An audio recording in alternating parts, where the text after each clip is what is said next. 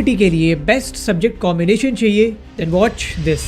First of all, as per new policy आप maximum 5 subjects ही रख सकते हैं। So starting with the language, यहाँ पे आपके पास 13 ऑप्शंस हैं, बट अगर हम एडमिशन के नजरिए से देखें तो मैक्सिमम यूनिवर्सिटी या तो इंग्लिश या हिंदी को एक्सेप्ट करती है। उसमें अगर आप केवल नॉर्थ इंडियन कॉलेजेस को टारगेट करते हैं तो हिंदी ले सकते हैं, but if you want to target whole of India then you should choose English.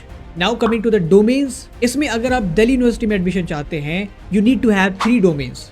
And गौर करने वाली बात यह है कि वो डोमेन्स ऐसे होनी चाहिए जो आपने 12th में पढ़ा हुआ है। अब जैसे आपके 12th में कोई साइड सब्जेक्ट था, पीएड, फाइन आर्ट या म्यूजिक, तो आप उसे भी एक डोमेन के तौर पे ले सकते हैं। There is no issue at all. So that's how you can choose domains.